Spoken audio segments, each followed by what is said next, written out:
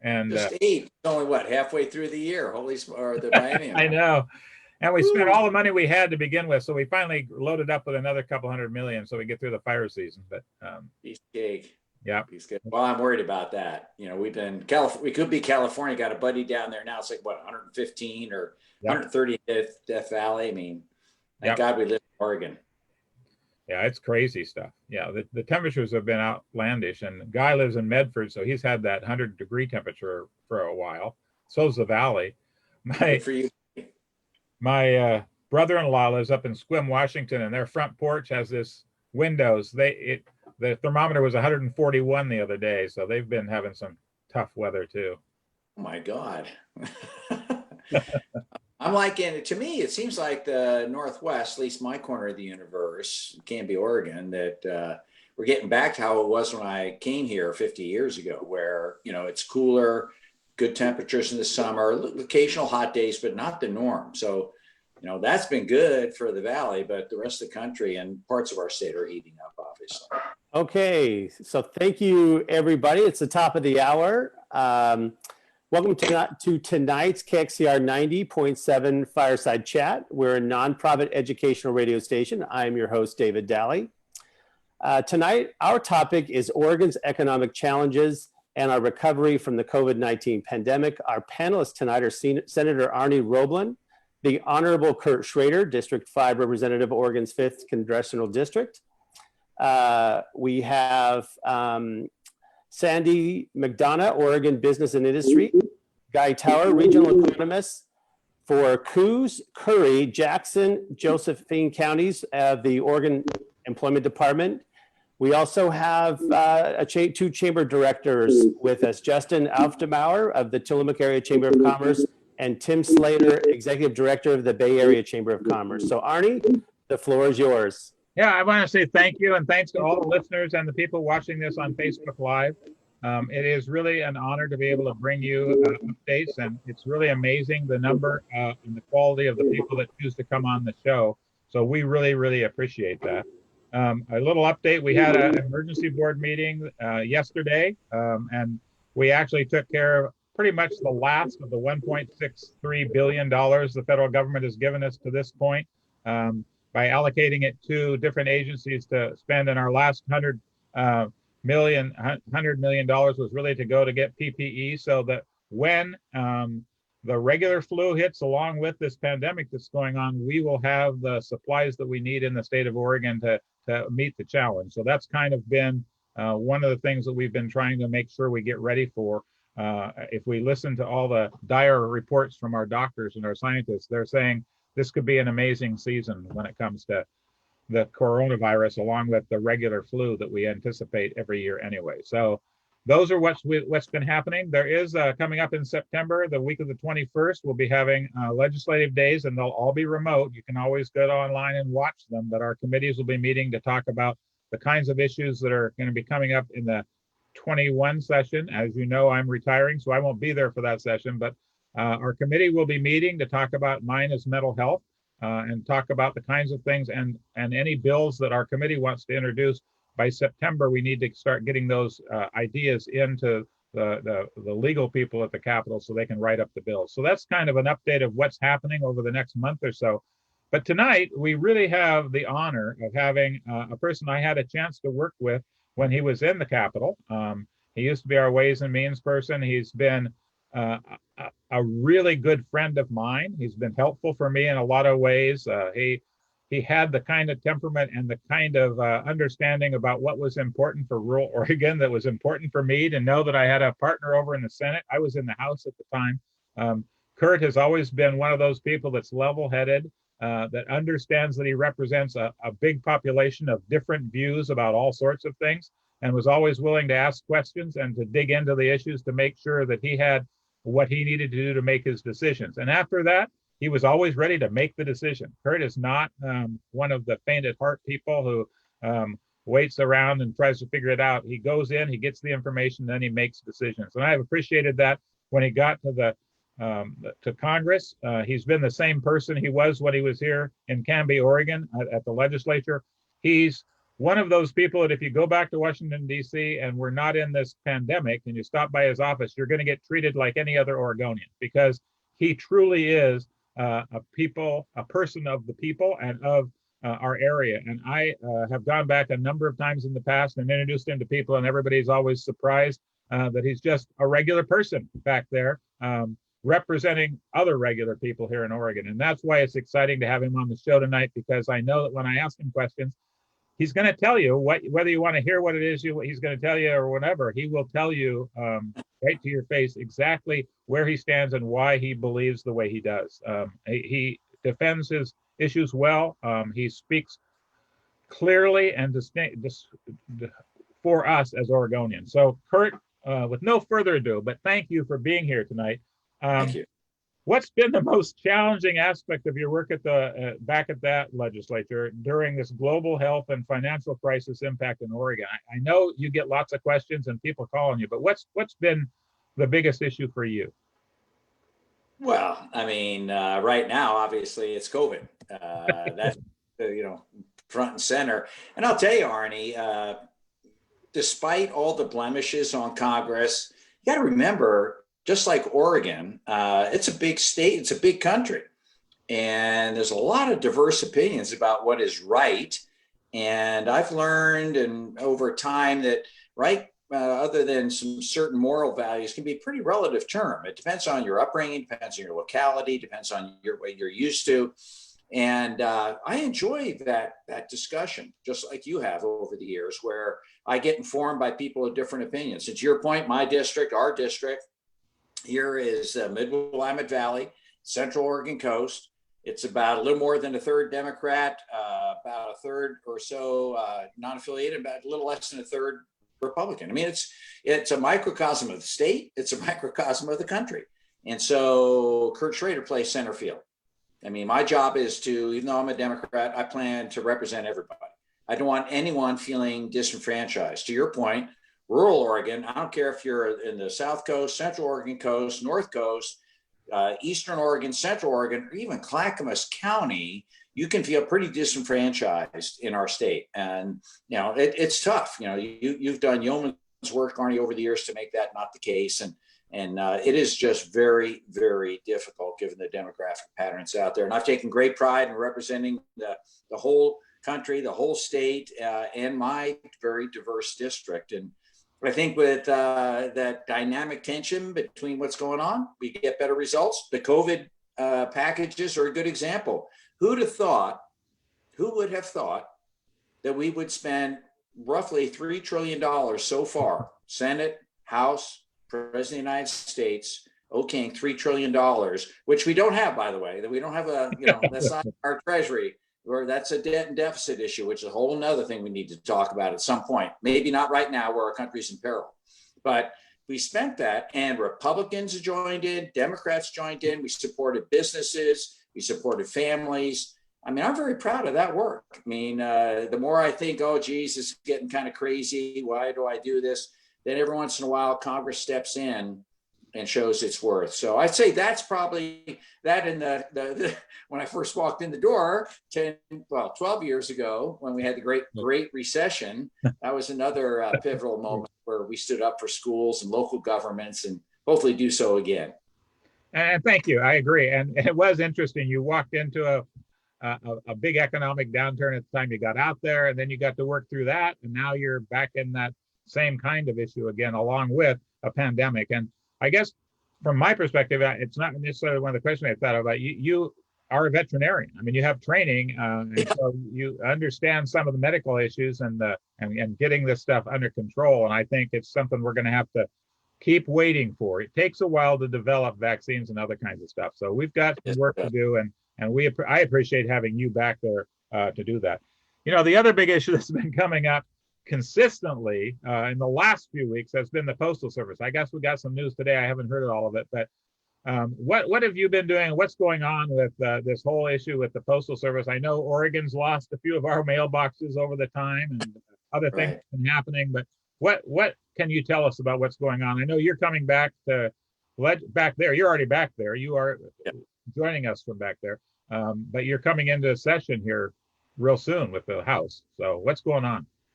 Well, you know, the Oregon delegation, everybody, I don't care, Democrat, Republican, what part of the state you represent, we love vote by mail. Vote by mail is the most secure way to do it in this era of cybersecurity. It's the most convenient. It's the easiest way to get voter turnout where you want it to be, where people feel comfortable reading the voter's pamphlet, looking at all the material we all send them, and then chatting it up and then figuring out how they want to vote. I mean, what is the essence of democracy? Unfortunately, there are many states where I will be upfront, man. I try not to be very partisan, but gosh, there's voter suppression out there. They're trying to make it difficult for people to vote, and that's a shame. That's terrible. It really shouldn't be that way. And I'll work with the president where I can. But the idea that vote by mail is not the most secure thing in the world, he is so far off base, it's unbelievable. And I find it amazing, given the fact that I've been in the state a long time, and prior to vote by mail being the norm, it was Republicans that voted by mail. It was the military that voted by mail. What is wrong with vote by mail? I mean, it's astonishing to me. So to be honest, the president is not a fan of the Postal Service. He has worked for efficiencies. I'm all for efficiencies. Hell, I'm a blue dog. I'm a fiscally responsible guy. Let's do it right. But when you hamstring the Postal Service, having to pay their pension costs 100% upfront, we don't do that with PERS, man, in Oregon. That's just wrong. That's not right. So the Postal Service is losing money. The only reason it's losing money is because they make them pay and have in their bank account enough to pay all these guys off, 20 years from now. So long story short, we're going in on this Saturday. I am back east now, talking to my colleagues about what sort of work we can do to make sure the Postal Service can get through this particular period, especially the elections. We want to make sure every vote is counted in America. Good, bad, or indifferent, Republican, Democrat, independent, no matter how you feel, everyone's voice should be heard. It is the essence of what our country's all about, what other countries aspire to. So we're going to be pushing that. There's a couple of a bill coming out of one of the committees that has jurisdiction. I think it's pretty good. There'll be $25 billion in there to make sure that the Postal Service can stay in place and do what they need to do during the worst of this crisis, make sure states get the assistance they need. Remember, states like Oregon, Washington, Colorado, we've been doing vote by mail forever. California, I think, is probably pretty ready, but there's a lot of states that are learning on the fly. We got to make sure we support them. It's just important for our democracy and for the election process. I've always been proud of Oregon for the same reason, but it's also, you looked at all these other states that had voting machines and they didn't know if they were working right, all those different kinds of things. In our system, there is a paper ballot. We fill it in. Yeah. At the end of the day, they've still got a paper ballot. You can go back and look and see exactly what people voted for. So you may not know whose ballot was whose, but you'll know every ballot that you got, and you can look at it and make sure that the count was right. So I agree. It's really the only really safe system that we got going. So thank you for that, Kurt. And thank you for being willing to be back there at work again in the middle of August, which is not the best time to be in Washington, D.C. Oregon's so much better right now, Arnie. So the other one, with this COVID thing, it has produced unique opportunities for schools to try to educate people. So, we've got all these kids in rural Oregon. It really, if you look at your district, you go from places where internet is really available to places where it's non-existent. You guys in Congress have pushed out money to help us with respect to internet connections and broadband and all that kind of stuff. What else do you see is going? And we really appreciate it. I'm on the rural broadband committee here in the state, and we've been trying to figure out how to get that money spent. The state actually took some of the relief money and put some $20 million into continuing to do some stuff to make sure that we get as much as we can internet to people. But what's happening in Congress with regard to internet capacity and availability? Because this is the health system now. It's the school system. It's all of those things are dependent on having a really good broadband. Well, that's, if there's anything can be said that's good about this COVID crisis, is that it has shown how important broadband is to make sure everyone in this country and frankly around the world has access to the same opportunities and benefits, whether it's a business opportunity, a healthcare opportunity, or an educational opportunity. mean, I've talked with a bunch of educators in the Valley and on the Central Coast, and, you know, in-person education is the only way to go. I mean, that is going to give you the best education, but, you know, people are concerned about COVID. And so we need to have probably some sort of hybrid system and make sure that there's access. We included it in the CARES Act, as Arnie alluded to. We've already put some money in. Peter DeFazio heads up the Transportation Infrastructure Committee. And part of that big bill that we passed out 2, maybe 3 weeks ago had a huge broadband component to add to the opportunity for rural America to be connected.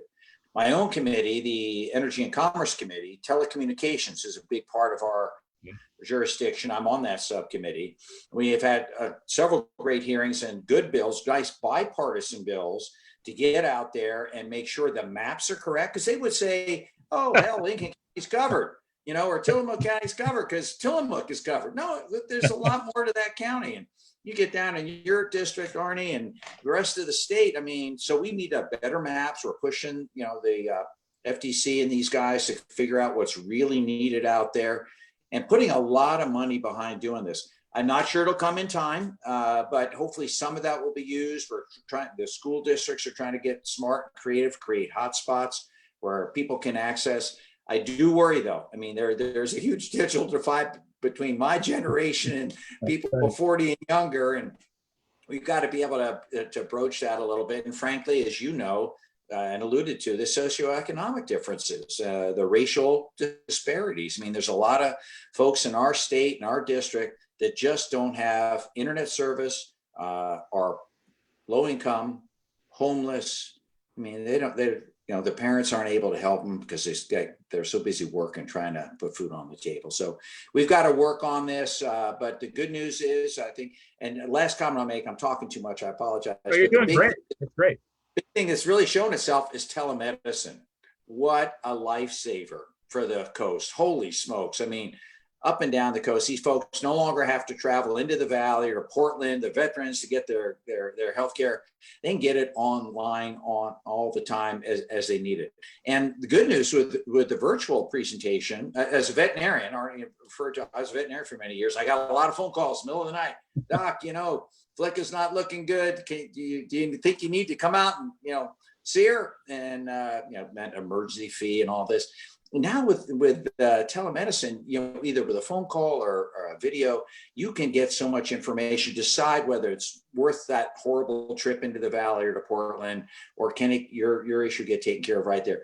We're working very hard right now.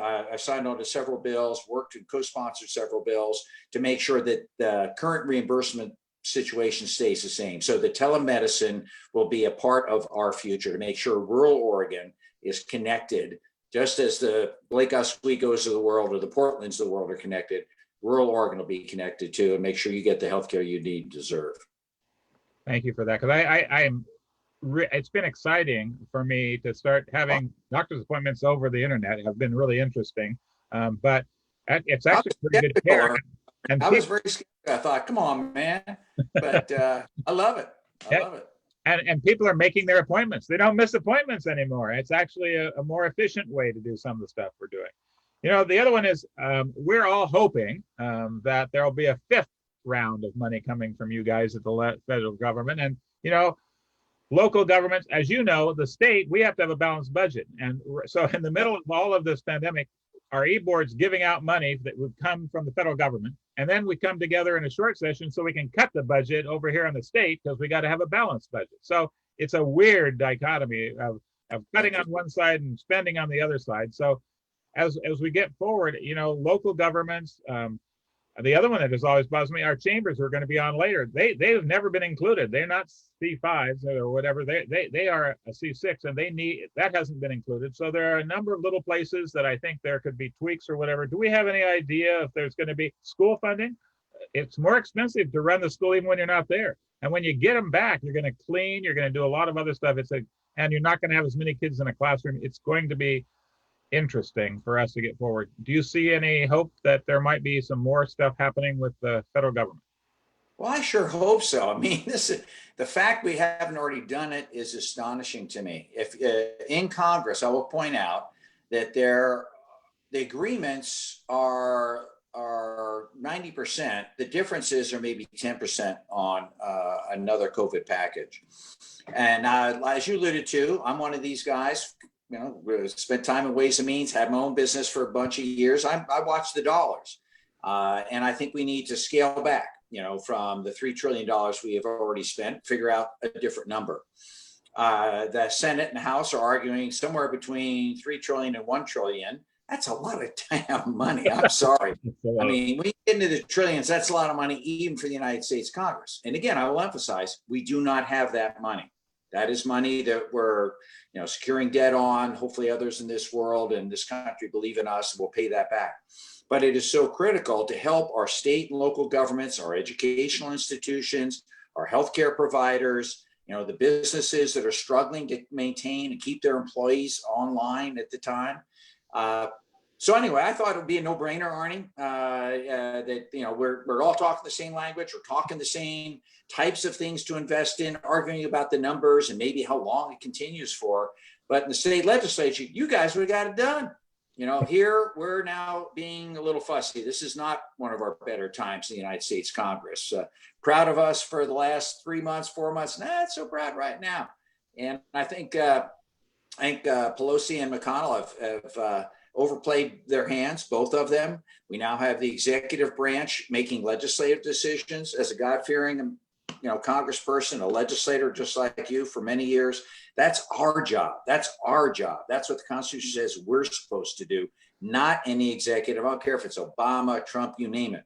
We shouldn't have these guys be put in a position, you know, to do this type of work when, frankly, we agree on all the basics. So we're going to push. I'm a member of the Blue Dog Coalition in Congress. It's a group of fiscally responsible, bipartisan-oriented Democrats, and we're trying to reach out to some of our Republican colleagues. I'm also a founder of the Problem Solvers Caucus, which is equally divided into Democrats and Republicans. I think there's probably 25 of each of us right now. We're also trying to craft a package to push our leaderships, Republican and Democrat, to come to the damn table and put some money out there. You know, the country can't afford partisan politics because of some election that's right now. We've got to make sure that we can get through this crisis. So, Law, I guess the short answer to the long answer is that we're working it really hard. I thought it would have been done by now, but I do feel that if we keep pressure on, and you guys push me, push your representatives, push friends and neighbors, you know, around the country,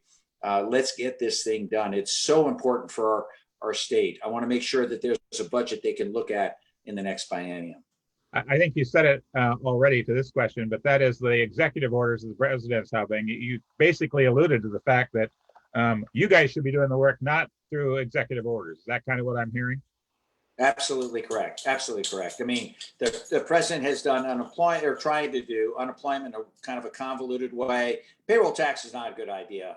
Just saying that hurts Social Security and Medicare. It's just not smart. He hasn't been around very long. But the student loan thing's a good idea. You know, the no evictions, that's a good idea. The state aid. There's a bill on the House, on the Senate side. Cassidy from Louisiana, Menendez from New Jersey are sponsoring a state and local aid package. I think it's like, what, $500 billion or in that range. That's still a lot of damn money, in a trillion, but that's a lot of money that Oregon could use to advantage. Every state could use. Let's settle and get it done. Anyway. So do you see any, along the same lines, any more PPE or not? Yeah. Direct money to our small businesses and some of the others. The PPP program was really, I thought, one that went pretty well at the beginning. Might have been needed to be opened up to a few more people, a few more businesses. But the reality is, I thought it got out. It did a pretty good job. Do you see any more opportunity for that to happen? I really do. I think when the package comes, I think it's when PPE will still be part of it. There's still funds left on the table for those businessmen and women out there that are thinking, okay, I think I can take that loan and still have a business at the end of the day. You should apply. There's money there right now. I'm shocked and very pleased how well that program was run out.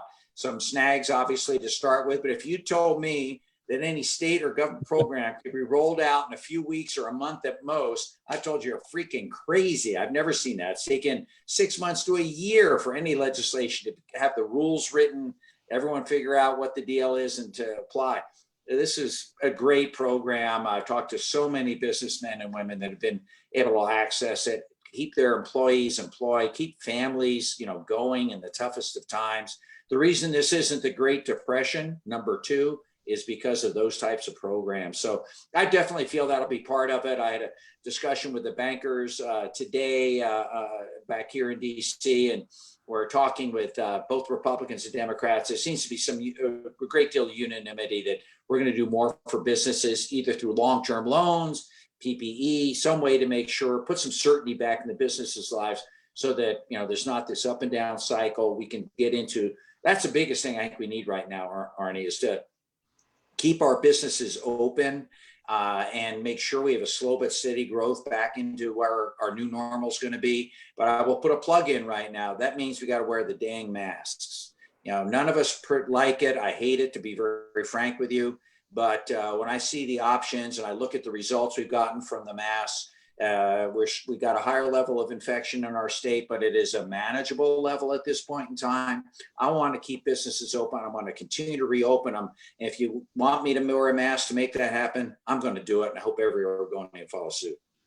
And I guess my last question, because it goes along with some of the things you said before, we've got a lot of panicky people right now with respect to rental assistance, with respect to mortgages, and there was an executive orders that kind of kept people in their homes, but those things are running out. Any idea that there's going to be help for people in rental assistance and in mortgage assistance as we move forward? And then any last messages you want to send to the people out here that are watching our show? And thanks for being here again. So I'll leave it at that one. Pleasure. Hey, I definitely think, again, the President of the United States has eviction assistance or prevention on his list, so that's a huge plus. Both Republicans and Democrats agree on renter assistance, making sure that there's a sufficient forbearance. I think all of us are a little concerned, making sure that everyone understands that forbearance does not mean forgiveness. Does not mean you don't owe your obligation. It means you have to pay it at some point in time, either at the end or through payments that you need to work out with your lender. That's a little bit of a worry Kurt Schrader has, as the folks are going to say, oh, well, this is all forgiven. No, it's not forgiven. This is to make sure you have an opportunity in the worst of times to maintain your household when you're in tough shape. And it's been impressive to see how the banks have stepped up, the credit unions, the small community development financial institutions to really help folks. The businesses have been pretty good. Landlords have been outstanding, especially in Oregon. We pull together. This is the one thing I love about my state. We pull together for the most part, and this is a good example. So I definitely think it will be part of whatever package we have at the end. I'd say Congress has shown itself to advantage in the toughest of times. I do feel there'll be another package that'll be a little more temperate, kind of hopefully wean us off the government assistance as businesses step in and do what they do best, employ people, create innovation, get our economy going. I've been pleased that we've been as good as we have. The state legislature, Arnie, thank you very much. You guys have stepped up really thoughtfully, very judiciously, using some of our rainy day funds carefully, using the federal government dollars, I think really, really well. I'd like to get a few more dollars to our local governments and local counties out there. I agree. And that'll hopefully be part of this next package out there. But I'm pleased with the tough circumstances, how Oregonians have held together and trying to do the right things. I truly believe, our infection rate is low, dramatically lower than most of the rest of this country. We're kind of off the radar screen. I've learned to like that because that means they don't mess with us too much. But, if we get a little more PPE gear, make sure the testing gets done in a timely manner, and the businesses can stay open, and we can, at the federal government, support our state and local governments, I think we're going to be okay as we work through this. Last comment I'll make. I personally, and I'm just a little country veterinarian, treating horses, dogs, and cats for 30 years, but a bit experience in zoonotic diseases like this. We're going to be at this a long time. This is nothing that a vaccine is going to be developed overnight and everyone's going to be okay.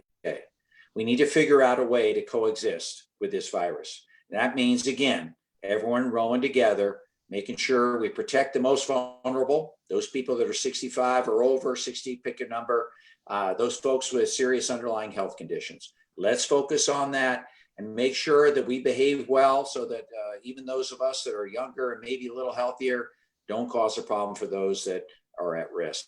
And I think we can get through this fine, no matter how long this lasts. Thank you. And that's a positive note to end on. I also want to say thank you for spending some time with us. And I hope that people out there got to see and hear the Kurt Schrader I've known for all these years, because he comes across as the person he is. And I appreciate that always when I deal with you. And thank you again. We're going to have a local economist talking a little bit about what's been happening with UI. And then we're going to have Sandy McDonough from OBI talking about statewide, and then a couple of our chamber people. And you're welcome to stay on. We'll probably take your picture off, but you're welcome to listen to it or anything you can do. But thank you again, Kurt, for being here. So appreciate it. Thanks, Arnie. Okay.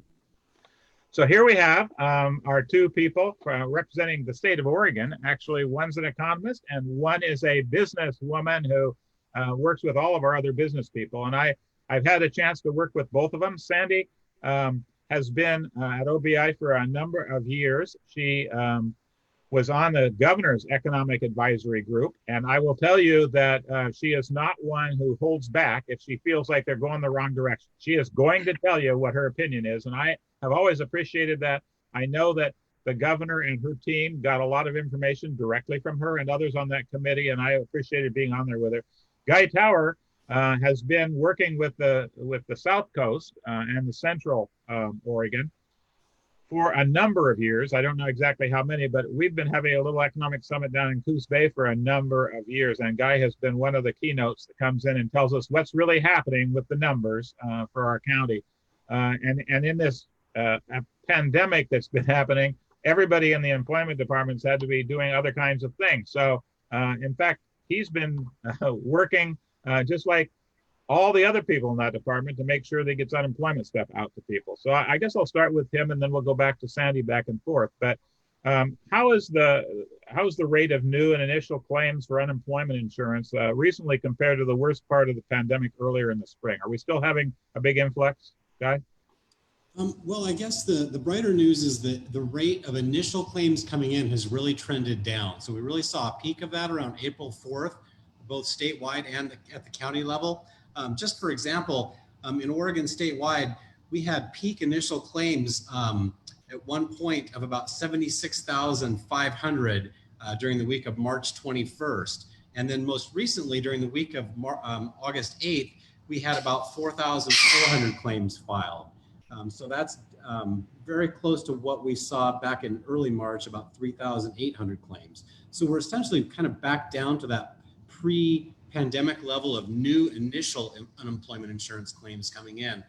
But where the pain is, are those continued claims. And so once someone files an initial claim, then each week they claim benefits, they would show up in our continued claims number. And while that number has come down, it's still quite elevated. So for example, back in April, we had about 194,000 continued weekly claims in Oregon for that month. And then most recently, it's down to about 143,000.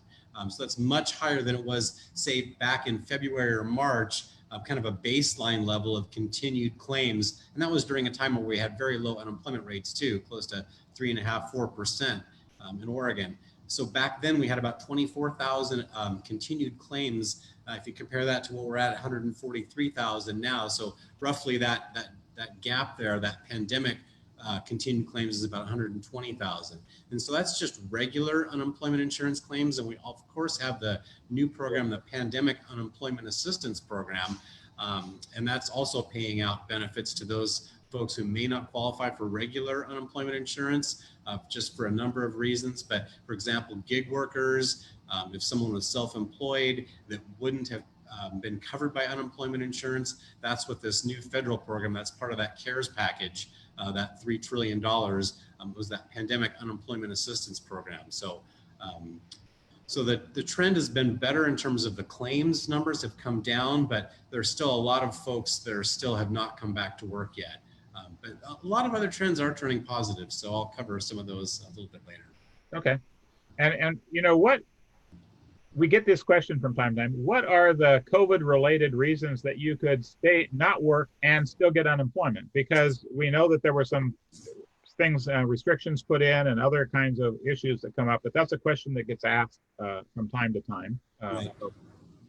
So So you could just have had your hours cut. So say, for example, if you were working 40 hours a week and maybe your hours were cut severely, you still might qualify for unemployment insurance, but you still may have a job too.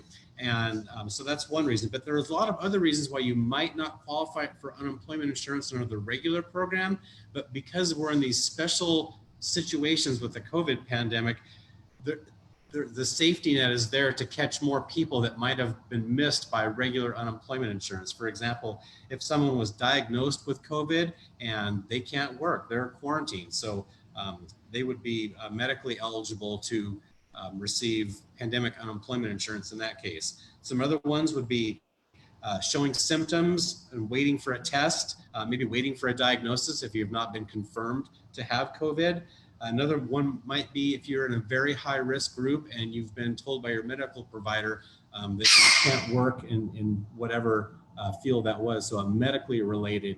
Now, you hear a lot of people saying, well, I just don't feel comfortable. I'm not comfortable going back to that situation. That in on itself is not enough reason. It really has to be a medical kind of a note from your doctor sort of thing. Other situations would be, for example, if a school is closed and you don't have another child care option and you have to be there to take care of a child and you can't work. And then, of course, if your daycare is closed and you're not able to work because just the daycare facilities are closed. So there are a lot of other reasons, kind of special circumstances that we have right now that would allow someone to be eligible for this kind of a safety net under this pandemic unemployment assistance program that we have in it, to the additional regular UI where you have to have a certain number of earnings in base year and a certain number of hours worked, and the requirements are a little bit higher to qualify for regular unemployment insurance. So it's not, unemployment insurance isn't my area of special expertise, but I've learned a lot more about it in the last month, especially doing some of that claims work myself. So what programs do you have at the employment department to help businesses retain workers, keep things going? Because what we've heard in some places right now, they've got jobs, but they don't have people coming back to work because of all the exceptions you've mentioned before. What kinds of things does the employment department have to help them retain workers and to do things for the businesses? Well, we always encourage employees, if an employee doesn't have a COVID qualifying reason, if they just say, I'm sorry, I just don't want to come back to work, then that would be a potential denial of benefits. If they don't have a qualifying reason and they just simply say, yeah, thanks, but no thanks, I don't want to come back to my job. So that really does become a point of contention. And we encourage employers to let us know, because then there could be repercussions for those folks, because you have to be available and willing to work. Unless you meet one of these COVID qualifying reasons, you can't just simply say, no, I'm making more money with this extra $600 a week I'm getting now. No, thank you. I don't want to come back. So we can, there's certainly some teeth to that in terms of getting workers to come back. We also have a work share program which allows employers to employees to be reimbursed if they are working just maybe part-time and getting some partial unemployment. So the other one, what have been the industries and the jobs that have had the most losses during this pandemic? So where have you seen the biggest loss of work and the biggest unemployment? So it's really the leisure and hospitality sector by far that has seen the largest impact. So not really, there aren't any industries in Oregon right now showing over the year gain. Essentially tourism, hospitality, travel, restaurants, hotels, they really make up the lion's share of the losses. But we're also seeing over the year losses in professional business services, other services, retail trade, healthcare and social assistance. But the good news is we have seen some recovery in the past few months. So overall, statewide in Oregon, we lost about 273,000 jobs. And as of July, statewide, we just released the numbers today, and we've gained back about 38% of those jobs. The rate of that improvement has slowed a little bit.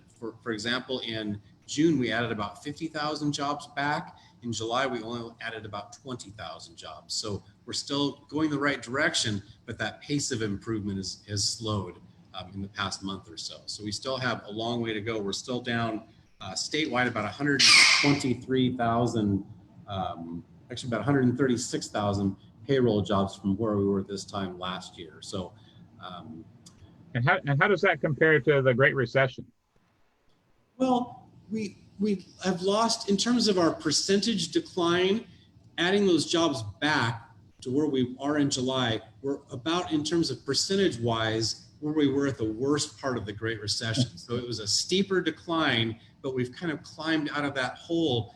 But you have to realize during the Great Recession, it took about 18 months to get to that level of job loss and that spike in unemployment. And we reached that nearly 15% unemployment rate in Oregon, really from February to March or in April. So we had that quick spike, but since that time, our rate has dropped down to 10% from where it was. So if you look at, oh my gosh, it fell 5 percentage points in 2 months. Wasn't that great? Well, not really, considering where we were at this time last year at near record low unemployment rates. So 3.7% last year compared to 10.2% in July.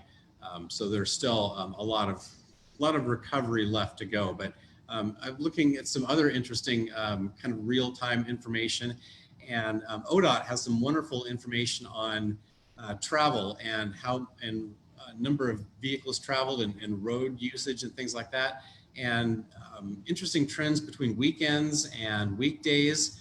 It looks like in some areas we're still cutting back on more of our travel during the week, but on the weekends the travel rates are a little bit closer to what they were this time last year. So it seems like we're a little happier to quarantine and do more stay-at-home things during the week than we are on weekends.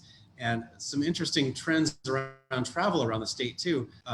For example, Highway 205 in the Portland area is still seeing a little bit larger percentage decline compared to highways such as 26 and 20 that lead to the coast and lead to Bend.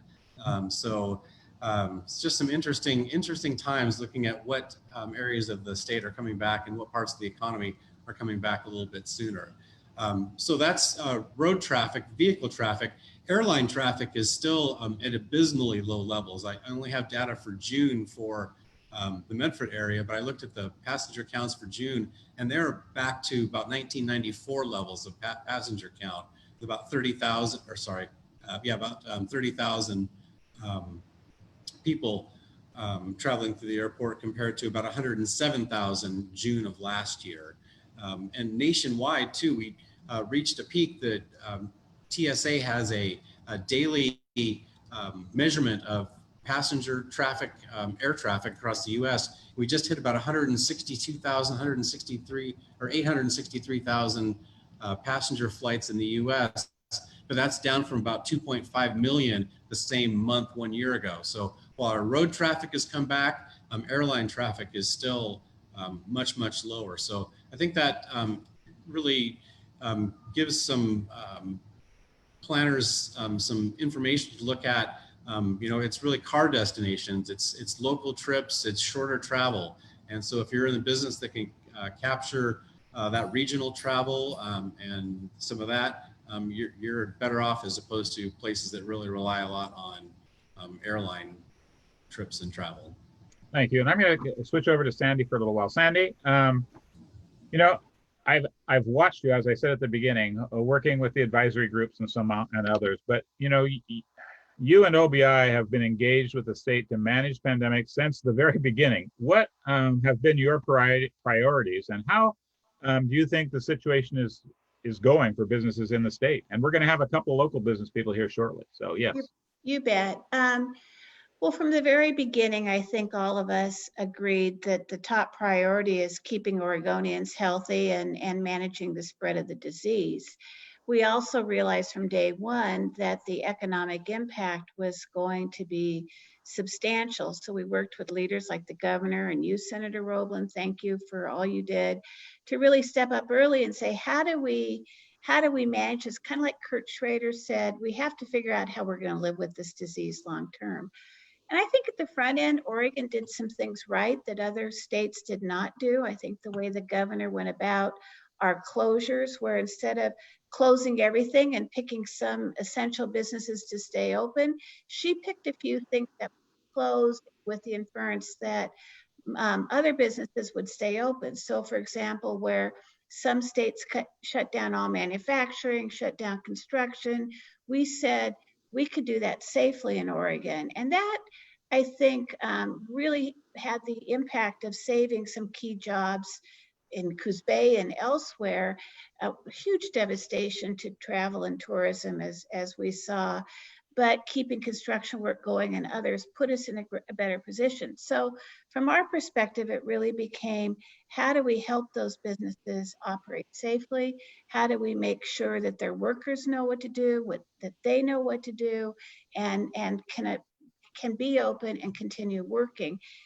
It's been an incredible evolving situation. I was really interested in the conversation around travel and tourism and people being around the state and not flying on airplanes. Well, let's think about what that means. When people aren't flying in airplanes, then the companies that fly the airplanes don't need as many parts for maintenance, and they're not buying new airplanes. Well, we have industries in this state that supply airplane parts, and they've done layoffs. And so we started to see those second and third level layoffs by industries, a lot of manufacturers that are really impacted by the global trends, not just Oregon. And we're concerned about what that's going to look like long term and how we'll bring those folks back to work. And the other issue I'll just mention, Arnie, quickly is as you said, the fact that the feds got out that money early was really important. I think the supports for unemployment were important to keep families alive and spending money in the economy, which is really important, and the PPP loans. That money was short-term money. It was there to help employers maintain payroll for a few months, and it's going to run out. So I'm really concerned about what happens as that federal money intended to prop up payroll, as that runs out. How many of those employers are really going to be ready to keep those jobs going, and whether we might be seeing another dip in employment as that money runs out. We're very concerned about that. Yeah, thanks. And I think, we've got a couple of local chamber people. We can have them come up pretty soon, and we'll have some conversations with them as well. But I guess the other question, you guys recently commissioned an economic study to look at the fallout from COVID-19 and the impacts of business in each sector. What did you find out? I mean, I really appreciate that you guys are actually out there doing this work.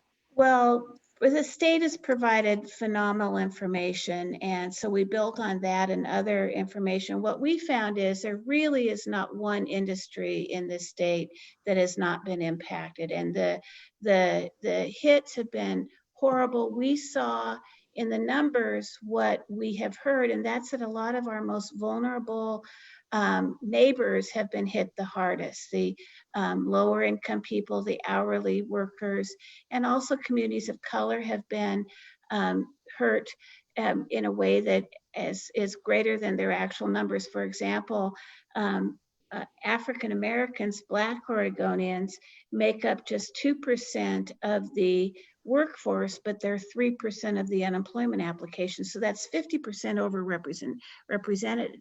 So that's telling us something that we need to understand, and that the impacts of this run deep, and we need to be thinking not just about reopening, but recovery. The other thing that our economists told us is that we have to expect that this is going to be a long climb out. It's not going to be overnight. It's probably at least 3 years to climb out of this. And the virus is in charge to a large degree. People aren't confident. The consumer spending numbers we saw were low. They're not catching up. And until consumer confidence comes back and people feel good about going out, the economy's not going to be good. So they said we're basically going to be running in a 90% economy for some time, and we're going to have to figure out how to adjust for that and create support so that people can go to work and have the supports they need. And I just want to do a quick call out to something the legislature did just this last week, where you passed a bill, it was a Senate bill, that allows part-time workers to earn a little bit more from a job and still qualify for unemployment. And what was important about that is we have a whole lot of small businesses, restaurants in particular, and others who want to bring workers back, but they can't afford to bring full-time workers back yet. So they wanted to give incentive for people to come back to work and work part-time. So that bill will really be helpful. So thank you for that. Yeah. And so looking ahead, what do you think are the keys to a successful economic recovery? And at the same time as you're answering that question, we'll have Tim Slater and Justin come on so that we can start having a conversation with the actually right down at the local level. So you bet. And they're great partners of ours. So I'm glad you're here. Well, first of all, we have to get through the reopening. We have to get as many people back working as quickly as we can and keep them safe. As I said, to a large degree, the virus is in charge. People have to feel confident to go back to the businesses as customers and as employees for this to work. Businesses, small businesses, and you're going to hear this from our local chambers, they need help. They need help getting PPE so their workers feel safe. They need grants to get over the hump. They need more of the federal money, the PPPs. And so there's been some great things. We hear a couple of things in particular. First of all, they're concerned about lawsuits. They're concerned about liability.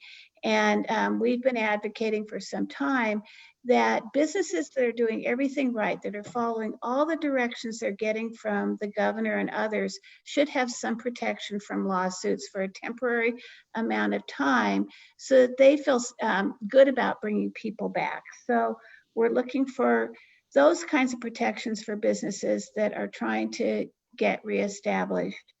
The other one I'm just going to say is basically do no harm. This is not a time for huge new regulations that are costly or new taxes. Businesses need to be able to hold on to the cash. They need to get their feet back on the ground and operate and do everything they can to, frankly, bring people back to work so that families are stable. And lastly, it is not too late to start retraining. We know there are some jobs that are lost forever, some businesses that are lost forever, and some of our most vulnerable neighbors have been hit hard. And so we need to be thinking about how do we train them, give them the tools to operate in the new jobs that will come, and so that we can all be stronger going forward. hey, thank you, Sandy. And thanks for choosing to be on here with us tonight. We'll probably keep you on while we're talking to our guys because they're your partners on all of this stuff. So, and I guess I'll start with Tim. Tim's the Bay Area Chamber of Commerce. That's down here in Coos Bay. So we've got both ends of my district because the other person's the chamber up in Tillamook. So we kind of get surrounded by the chambers. You've been putting great articles in the newspaper, trying to keep people's hopes up and whatever. You are the one that introduced me to Guy Tower. I know he was coming to our economic deals down there in Coos Bay long before I got into the legislature. So, Tim, what's going on? And as you listen to both Schrader and the Economist and now Sandy, how is it going in Coos Bay with respect to the businesses? And what do you need? And what kinds of things are going well? What things do we need some help with? Gosh, that's easy, isn't it? We've been impacted just like everybody else has been impacted severely. Am I coming across well? A little, could be a little better. How about this? That's okay. Okay. It's I do have to say that what the federal government does, and I like the question from the sense of hopefully short-term declining economic conditions. That really needs to be the focus, and hope and inspiration is something that all of us need to be carrying forward as to, yeah, we can put it together and we can get there on that. The PPP has been very useful to our businesses. The monies that have come in have been significant. We have had several die off, in that regard, which is displaying jobs have disappeared.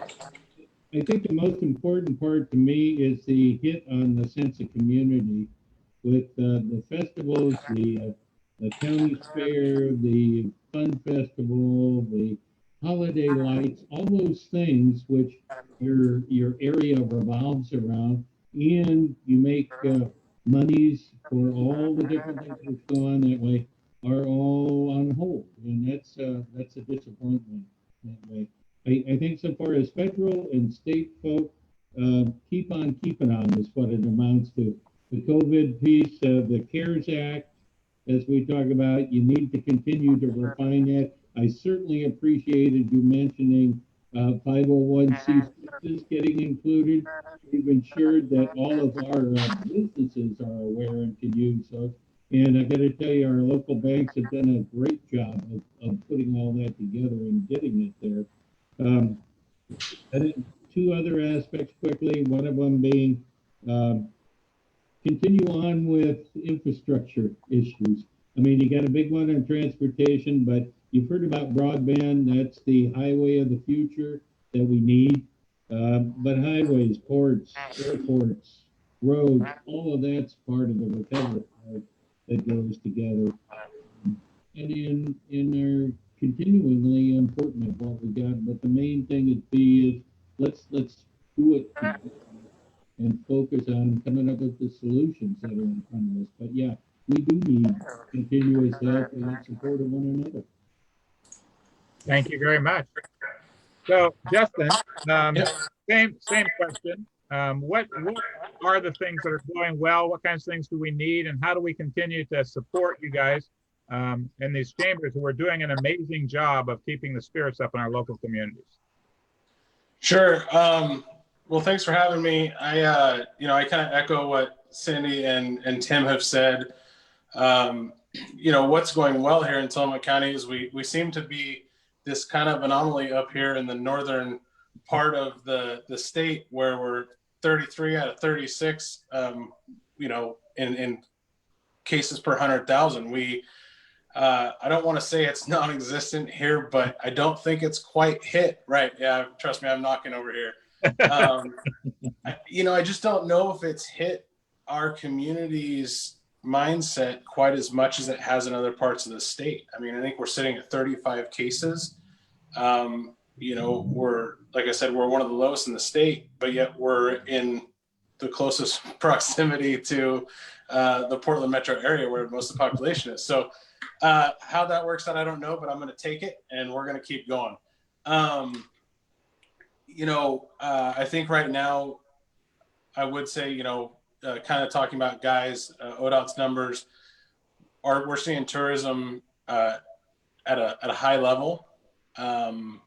I think every year we get a contingent of local community that says we have too much tourism, go away.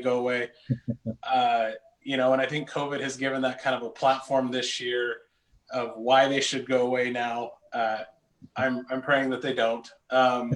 We are busy, but given we have a lot of issues around where, similar to what we talked about with the hospitality industry, seeing the amount of jobs that have been lost. As we all know, I mean, the hospitality industry out here is fairly seasonal. And so the timing where that ramped up in July and August, this month here, people are still gun shy to hire their people back. So they're getting overwhelmed. The restaurants are overwhelmed, but they don't have the staffing. I talked to our food service providers here on Saturday, both Cisco and FSA, and they're about 50% consumption from what they were at this time last year. So we're not as busy as we were last year. It's just been kind of really kicked off and heightened where we're at right now. So things I think right now are going fairly well. My biggest concern moving forward is amongst the things that have already been talked about is really the students. It's what happens come October to both our families and our businesses. As things slow down, does unemployment go back up? I mean, we went to 18% unemployment. We're back down to 12. We were at 4.1 before that. So, we've seen some jobs. We always see we always see our unemployment go up a little bit in the winter there, or the fall and winter, because of the hospitality industry. But with students not going back to school, we're seeing a lot of concern around how people can get back to work. And I would say that if there was one thing right now that hasn't been mentioned that could really play a big part in our local economics, is we have the YMCA and some entities really trying to step up and provide childcare during the day, or just a place where kids can go to have some structure to how to log in. My kids are old enough to stay at home alone, but might not be old enough to have the discipline to get on when they're supposed to when it comes to education. And so, but what we're running into is roadblocks. We have Oregon Department of Education, and I'm forgetting the acronym and the name, but the Child Care Division, who don't agree on what can be done. We have a problem where, rooms that are good enough for students during the day are not good enough at 3 o'clock. They couldn't come in after school, so they can't use those rooms. They don't have hot water sinks or something. They don't have the right egress or ingress. So it's not even the 20 kids per metric. It's that we have these two separate regulatory systems that aren't budging right now. I know that the Boys and Girls Club and the YMCA on the state level are starting to come together to figure out how can we work with the state to make this happen.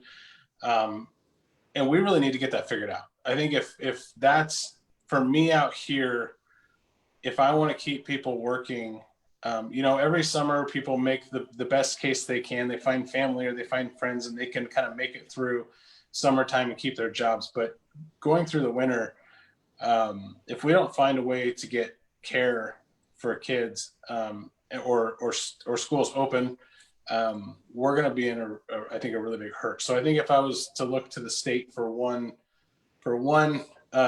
more thing, it would be that. That's my biggest probably concern in this area. I really appreciate that, and I will spend some time thinking about that. I know that childcare comes up in every meeting I'm at, so we will work on that. And I see Kurt's back. Thanks for staying the whole time, Kurt. Listening. Do you have any question for these local people to inform you as a congressman? Anything there that could help you with any of that stuff, Kurt? No, it's great to hear the conversation. I mean, I learned a lot just by listening, just like you, Arnie, and everybody else. And the last comments from our friend in Tillamook, I mean, spot on. Little bit of ray of hope.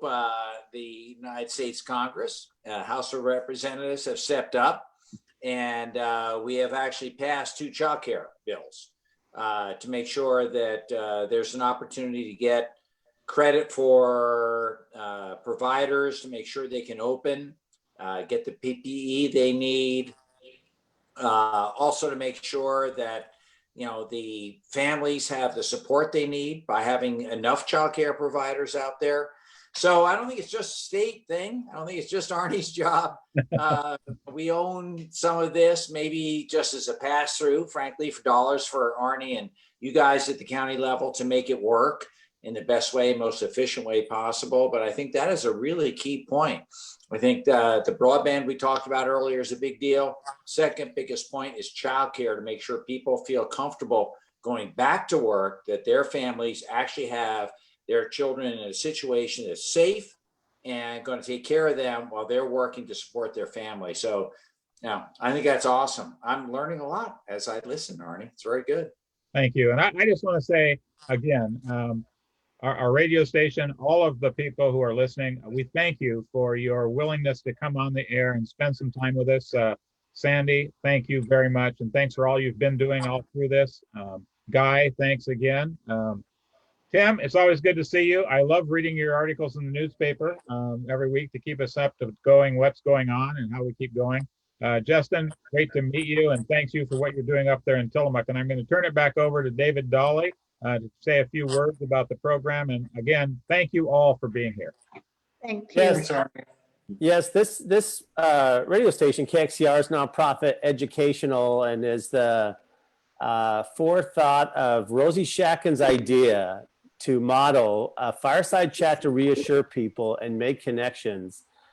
We so thank you for using a 2020 version to kind of connect our society during a major calamity. And we're going to let Larry Bloomfield, our program director, share a little bit about our station as we close here. Well, thank you very much, and thank all of the participants today. It's really wonderful to have you on here and to be able to show that even a small station like ours can really pull off some really amazing things. The fact that we broadcast to a very small area, but we are streaming to the world, means that we are in connection with everybody. And hopefully these messages have been brought out to the world and let everybody know exactly what's happening here in our own backyard.